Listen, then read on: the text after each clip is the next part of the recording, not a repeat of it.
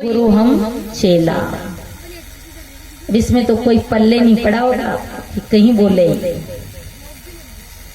कबीर साहब की वाणियां जो है अटपटी है। कबीर वाणी अटपटी, झटपट लकी न जाए और जाके झटपट लके वाकी सब खटपट मिट जाए। कबीर का उल्टा ज्ञान, आगे भोजन पीछे स्नान। आप भोजन करते हो तो नहा के भोजन करते हो कि खा के भोजन करते हो? इसमें कई पार्टी तो ऐसी कि खा के ही करते। कई लोग तो ऐसे जो भोजन कर लेते हैं पहले और फिर स्नान करते हैं। कबीर साहब का उल्टा ज्ञान, आगे भोजन तो अच्छी बात है ना, आज से सब लोग नहाना नहीं, पहले खा लेना। भाई कबीर साहब कह रहे अपन कहीं कह रहे उसमें, और फिर नहा लेना। पर नहीं, कबीर साहब का सीधा ज्ञान, बहुत सरल ज्ञान, और ना समझे तो हमारी हान। हान किसकी है? हमारी हान है। तो देखिए हम भोजन करते, थाली किधर रखते? आगे के पीछे? आगे रखते हैं, आगे भोजन। वो पानी नहाते तो आगे फेंकते क्या? पानी पीछे नहाते। कबीर साहब का सीधा ज्ञान, नहीं समझे तो उसकी हान। यानी आगे भोजन और पीछे स्नान। भोजन आगे करते, थाली में रखते। कबीर साहब कहते हैं, एक अचंबा हमने देखा रे भाई, ठाड़ो सिंह चरावे गाय। एक ऐसा अचंबा देखा कि एक सिंह है वो ठाड़ा ठाड़ा गाय चराता है। अभी बताओ, गाय का भोजन, सिंह का भोजन क्या? सिंह का खाना क्या है? शेर का खाना क्या है?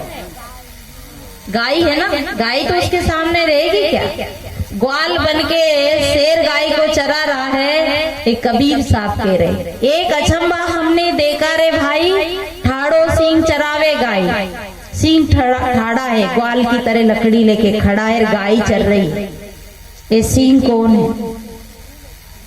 ये गाय कौन है? गाय हमारी इंद्रियां हैं। ठाड़ो सिंह चराए गाय, ये मन सिंह बनकर बैठ गया और हमारी इंद्रियों को चराता। गो गोचर जहां लग मन जाई, सो सब माया जानो भाई। इसे हमारा मन। तो कबीर साहब का बहुत सीधा ज्ञान। कबीर साहब कहते, सारी गुदड़ी जल गई, जल गया न एक धागा, घर के लोग पकड़े गए, घर खिड़की खिड़की भागा। कैसी बानियां है कबीर साहब की। माताओं को आनंद नहीं आ गई इन बातों में। इनको तो वो बोलेंगे ना, नंद लालो झल के यकियन में जद आनंद आगा। पर उनको कब तक झलकाएंगे? झलकाते झलकाते ही बूढ़े हो गए। वो झलका ही नहीं अभी तक। वो तो एक बार झलक गया, चला गया। जो उसे करना था वो कर गया। अब हम लोग झलकाते रहो। तो देखिए, सारी गुदड़ी जल गई, जल गया ने एक धागा। सारी गुदड़ी जल गई। और जो गुदड़ी होती है, गुदड़ी में क्या होता है? आप गुदड़ी बनाए कि नहीं कभी? पहले तो अपन गुदड़ी, घर में गुदड़ी ही रहती थी। और गुदड़ी में क्या लगा रहता है? धागा। तो गुदड़ी जल गई पर धागा नहीं जला। सारी गुदड़ी जल गई, जल गया ना एक धागा। और घर के लोग पकड़े गए, घर खिड़की खिड़की भागा। घर में जो लोग रह रहे थे नहीं, वो तो पकड़ लिया, और घर पूरा मकान जो है ना खिड़कियों के रास्ते भग गया। आई बात समझ? कुछ पल्ले पड़ी? तो देखिए, सारी गुदड़ी जल गई। यानी जल में गुदड़ी डूब जाती है पर धागा नहीं डूबता है। और घर के लोग पकड़े गए। जो जाल होती है ना, जो ढीमर मछली मारने जाता है तो वो जाल को पानी में डालता है। तो सारी गुदड़ी जल गई, जल में चली गई। और जल गया ना एक धागा, मतलब उसमें जो धागा लगा रहता है ना जाल में, वो नहीं डूबता, वो नहीं जल में नहीं जाता। घर के लोग पकड़े गए। जल में कौन रहता है? मछली, वो पकड़ जाती है। और घर खिड़की खिड़की भागा, माने वो समुद्र का, तालाब का पानी जो जाल की खिड़कियों में से भग जाता है। ऐसे ही सारी गुदड़ी जल गई है। शरीर रूपी गुदड़ी जल गई। शरीर रूपी गुदड़ी जल जाती है। जल जाता ना एक धागा। धागा वासना का धागा, कर्म का धागा नहीं जलता है। घर के लोग पकड़े गए, घर खिड़की खिड़की भागा। घर के लोग कौन है? इस शरीर रूपी घर में कौन रहता है? जीवात्मा। ये जीवात्मा पकड़ ली जाती है, माने मौत के हाथ चली जाती है। और ये 5 तत्वों का जो घर बना है, ये घर खिड़की खिड़की अपने अपने तत्वों में तत्व मिल जाते हैं। कबीर साहब की वाणी जल्दी समझ आने वाली नहीं है, क्योंकि बड़े बड़े लोग उसमें खोज कर रहे हैं। इसलिए सज्जनों, घबरा के मत भाग जाना कि ये कबीर की बातें हैं, इन्हें कहीं सुने, पर इन्हें ही सुनना पड़ेगा, आज नहीं तो कल। इसलिए संतो भक्ति सतो गुरु आनी, साहेब कहते हैं संतो भक्ति सतो गुरु आनी। नारी एक पुरुष दोए जाया, नारी एक है और एक नारी ने 2 पुरुष को जन्म दिया। वैसे तो एक नारी 2 पुरुष को नहीं, ऐसे हमारे भागवतकारों ने तो कह दिया कि 60,000 पुरुष को जन्म दिया। घबरा मत जाना माताएं, आपकी बुराई नहीं करूंगी मैं, आपकी हेल्प में बात करूंगी, आपकी मदद में बात करूंगी। पर कथाकार कहते हैं, पुराण कहती है कि राजा सागर की पत्नी के 60,000 बच्चे हुए। 60,000 बच्चे जानते हो? 60,000 बच्चे कितने होते हैं? आपके आमलिया के, अन्या के, बहुलिया के, क्या साथ पर क्या क्या गांव है पास के पास, सबके लोग मिला के 60,000 जनता है क्या? हमारे रामचंद्र भैया अभी चुनाव में जीता तो उनको पता होगा कि उनके वोट कितने आए। बताओ, इस गांव के लोगों ने तो उनको ज्यादा हेल्प की होगा ना। तो बताइए 60,000 लोगों को, मतलब उस समय बच्चा ही मान लो उन लोगों को, उस 60,000 को रानी सुनीति ने, राजा सगर की पत्नी ने जन्म दिया। और हमने क्या कहा? सत्य वचन महाराज, क्या कथा सुनाई, प्रभु की लीला परम पार, क्योंकि हमारी बुद्धि ने पार नहीं पाया ना, इसलिए हमने मान लिया। और एक डॉक्टर कह दे कि एक माता ने अभी 60 बच्चे को, 60,000 को नहीं 60 बच्चे को जन्म दिया, तो इसमें से कोई नहीं मानेगा, कोई नहीं मानेगा। 10 बच्चा को तो खैर मान लेगा, क्योंकि 10 तो मैंने भी पेपर में देखा था, सही है कि झूठ। पर 60,000 बच्चे को ऐसे में एक साथ भी नहीं तो एक बच्चे को भी नहीं दे सकती, क्योंकि सांपनी नागिन दे सकती है, बिच्छू 100 बच्चे को जन्म देता है, कहते 1000 बच्चे को जन्म सांप देता है, सांप देते हैं, नागिन देती है। तो इन माताओं के लिए ऐसी कथाएं हैं कि रानी सुनीति ने 60,000 बच्चे को जन्म दिया, बिल्कुल झूठ। अरे 60,000 बच्चे को प्राण पुत्र की तरह भले राजा सगर ने पाला होगा, पर एक नारी से 60,000 बच्चा नहीं जन्म ले सकता। ऐसा प्रकृति में, ऐसा कुदरती सिस्टम ही नहीं है। हाँ, हमारी कलम में जरूर सिस्टम है, हम चाहे वैसा कलम से लिख सकते हैं, प्रचार कर सकते हैं। इसलिए साहेब कहते संतो भक्ति शतो गुरु आनी। नारी एक पुरुष दोई जाया, एक नारी ने 2 पुरुष का जन्म दिया। अब थोड़ा हम इस बात को यहीं ब्रेक लगाते हैं, आगे चलते हैं। संतो भक्ति शतो गुरु आनी। पहली बात तो है कि संत किसे कहते हैं, संत कौन है और संत है कौन? ये सफेद कपड़े वाले की, लाल कपड़े वाले की, पीले कपड़े वाले की, हरे कपड़े वाले की, काले कपड़े वाले? कपड़े वाले कोई संत नहीं है। जो माया के लपड़े से हट गए वही संत है। वो काला पहनो या पीला पहनो या सफेद पहनो। परंतु यहाँ संत किसे कहते हैं? संत कहते हैं जो शांति के इच्छुक है। हमने पहले दिन शुरुआत की थी, हम सब क्या चाहते हैं? सुख, शांति, स्वर्ग और मोक्ष। ये 4 चीजें की मांग सबके हैं। सुख के लिए तो अब यहाँ ऊंचा हाथ कराओगे तो सब ऊंचा हाथ कर दो, तो दुख कितने लोग चाहते हैं? अरे माता जी तो दुख के लिए भी ऊंचा हाथ कर रही है। मैं है ना, जब ऊंचा हाथ कराऊं ना तो पहले घबरावा मत करो, विचार कर लिया करो, तब ऊंचा हाथ करना। मने हाँ, जितने भी लोग बैठे हैं हम सब क्या चाहते हैं? सुख। सुख की चाहना ही हमारे सबके अंदर है। तो प्रत्येक जीव सुख चाहता है, प्रत्येक प्राणी सुख चाहता है। इसलिए हम 10 मिनट भी दुख में रहते हैं तो यूं सोचते हैं कि हे भगवान, हे गुरुदेव, हे परमात्मा, कब ये झंझट खत्म हो। क्योंकि हमारा स्वरूप जो है वो सुख स्वरूप है, ज्ञान स्वरूप है, शांत स्वरूप है। और दुख क्यों आता है? ये दुख आता है मन के साथ में, मन के साथ में दुख आता है। तो संत किसे कहते हैं? संत वो है, संत कहिए जीव को जो शांत स्वरूप, और संत कहिए श्रोता को जो निर्वारे निज रूप। और संत किसे कहते हैं? रामायण में भी बहुत सारी बातें आई हैं। संत किसे कहते हैं? यज्ञ किसे कहते हैं? जप किसे कहते हैं? भक्ति किसे कहते हैं? और तपस्या किसे कहते हैं? राक्षस किसे कहते हैं? ये सारी बातें रामायण में भी आई है। तो हम पहले संत की परिभाषा, संत को ही जान ले, संत कौन, और संत के लक्षण क्या। और हमारे संतों ने कहा कि संत का जो जीवन बड़ा निराला होता है, बड़ा सुहाना होता है, बड़ी मस्ती होती है। संसार के लोगों को उतनी मस्ती नहीं होती है जितनी मस्ती संतों को होती है। क्यों भाई? उनके पास तो कुछ है ही नहीं, फिर मस्ती किस बात की। एक बार एक राजा बीमार हो रहा था, बार बार बीमार होता था, सारे इलाज करवाया पर राजा ठीक नहीं हुआ। किसी ने यूं कहा कि राजा साहब ठीक हो सकते हैं, पर कोई सुखी आदमी हो, उसकी कमीज पहना दी जाए तो राजा साहब ठीक हो सकते हैं। तो सुखी आदमी को खोजने गए साहब।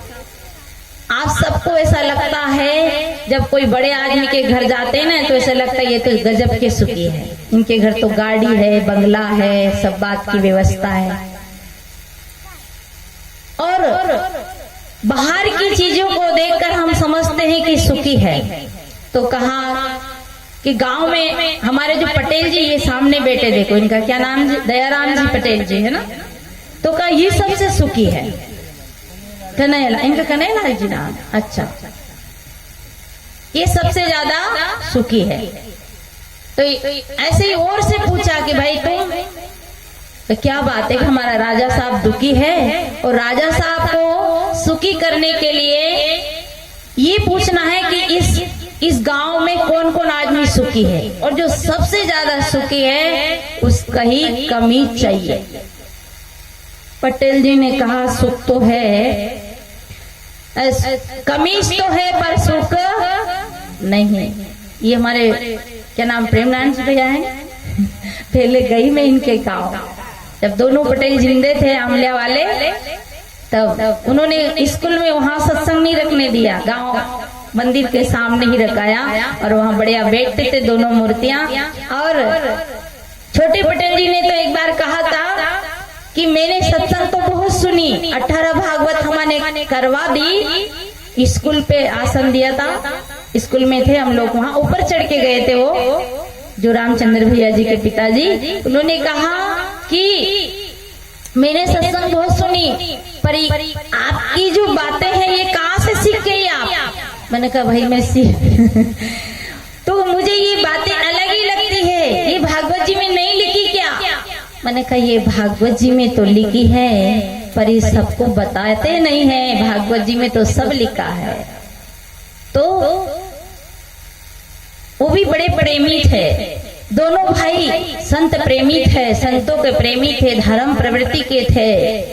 तो हर आदमी ऐसा लगता है कि सुखी है। तो पूछा भाई आप सुखी हैं? तो बोले क्या बात है कि हमें आपका कमीज चाहिए। क्यों? हमारा राजा साहब बीमार है और उन्हें कमीज पहनाना है, सुखी आदमी का कमीज चाहिए। उन्होंने कहा हमारे पास कमीज का तो ढेर है, पर हम सुखी नहीं। क्यों? कि हम दोनों पति पत्नी के सही बनती नहीं।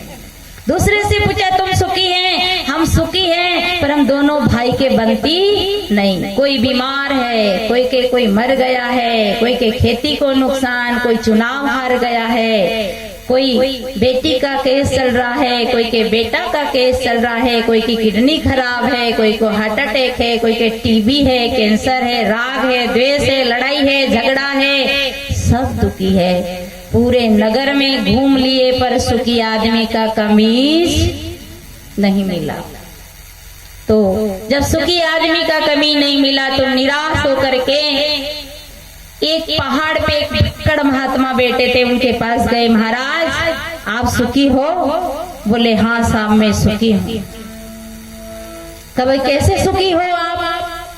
कि मैं बहुत सुखी हूँ। कि आपके पास मकान है, ना दुकान है, ना पंखा है, ना गाड़ी है, ना बंगला है, ना कुछ नहीं। उन्होंने कहा दिशाएं हैं मेरे लिए हवाएं हैं, हवा चल रही है मेरे पंखा है, दिशाएं मेरा घर है, चट्टान मेरा पलंग है, और ये झरनों में पानी बह रहा है मेरा फिल्टर का पानी है, और कंदमूल फल मेरा आहार है, और मेरा मन फकीरी में लगा है। मैं सुखी हूँ। क्योंकि वो भजन गा रहे थे, कबीर का भजन, मन में लगे गयो राम फकीरी में, मन में लगे गयो राम फकीरी में, मन में लगे गयो राम फकीरी में, मन में लगे गयो राम फकीरी में।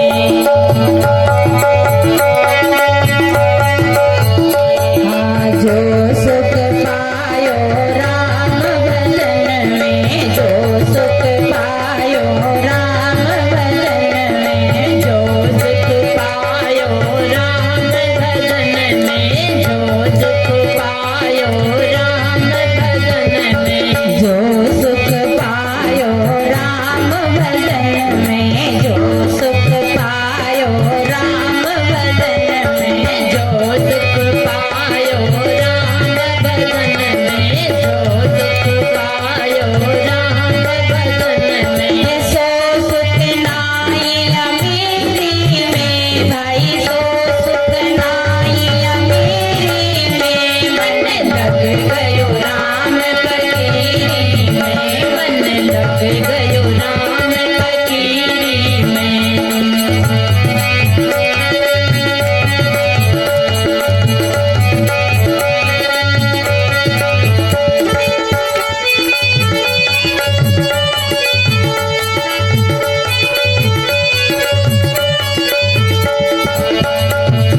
भली बुरी सबकी सुन लीजिए, भली बुरी सबकी सुन लीजिए, भली बुरी सबकी सुन लीजिए, भली बुरी सबकी सुन लीजिए।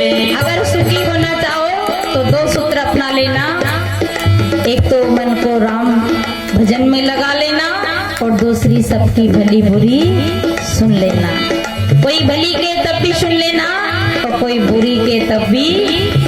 अरे मीठा मीठा खाने से तो बीमार हो जाते, कभी कभी चरपरा और खट्टा भी खाना पड़ता है। तो कोई बड़ाई करे उसमें सुख मत लेते रहना, कोई बुराई करे तो उसको भी, जो मिठाई खाने में जो आनंद है वही। भली बुरी सबकी सुन लीजिए, भली बुरी सबकी सुन लीजिए, भली बुरी सबकी सुन लीजिए, भली बुरी सबकी सुन लीजिए। करे गुजरान गरीबी में भाई, करे गुजरान गरीबी में, मन लग गयो राम फकीरी में, मन लग गयो राम फकीरी में।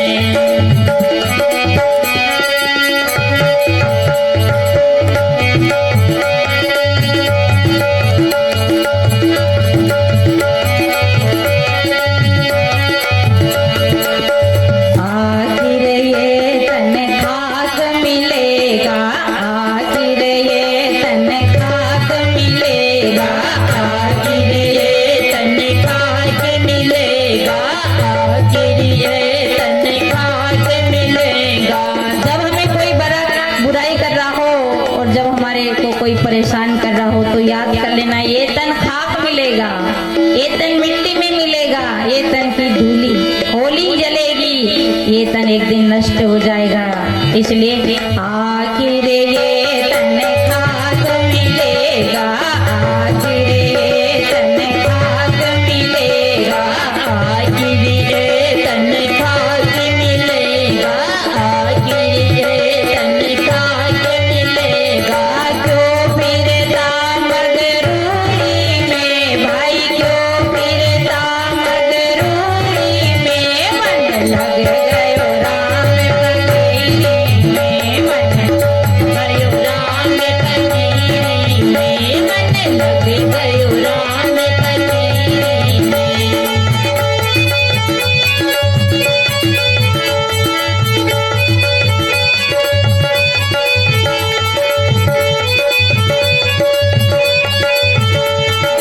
हाँ तेरा सायब है घट भीतर तेरा सायब है घट भीतर तेरा सायब है घट भीतर तेरा सायब है घट भीतर अगर राम को मानना है राम को पाना है और राम से मिलना है तो राम बाहर नहीं मिलेगा मिलेगा तो बिछड़ जाएगा क्योंकि बाबा तुलसी ने कहा है कि गो गोचर जहाँ लग मन जाए सो सब माया जाए इंद्रियों से दिखेगा वो माया होगी इसलिए सायब तो केत कबीर सुनो भाई साधु केत कबीर सुनो भाई साधु केत कबीर सुनो भाई साधु केत कबीर सुनो भाई साधु सायब मिल गए तिल बोले सायब मिल गए तिल बोले मन गयो राम फकीरी में मन लग मेरो राम फकीरी में लग गयो राम फकीरी में मन लग गयो राम फकीरी में मन लग गयो राम फकीरी में मन लग गयो राम फकीरी में मन लग गयो राम फकीरी में मन लग गयो राम फकीरी में तो संत ने कहा कि मेरे पास तो सुख ही सुख है जो सुख पायो राम भजन में सो सुख नाई अमीरी में तो जो राजा के जो सेवक गए उन्हें बड़ी खुशी हुई कि साहब अब हमारा काम बन गया क्योंकि हमें सुखी आदमी मिल गया बोले महाराज फिर एक कृपया करिए एक दया करें हमारे ऊपर कि आप आपका कमीज दे दीजिए उस संत ने कहा कि कमीज कमीज कमीज तो मैंने कभी पहना ही नहीं और कमीज मेरे पास नहीं है मेरे पास सुख है पर कमीज नहीं है और हमारे पास सब कुछ है परंतु क्या नहीं है सुख नहीं है इसलिए हम संत नहीं है बाकी उसी फकीर के जैसे ही हम हैं हमारे पास सब कुछ है पर हमारे पास सुख नहीं है और फकीर के पास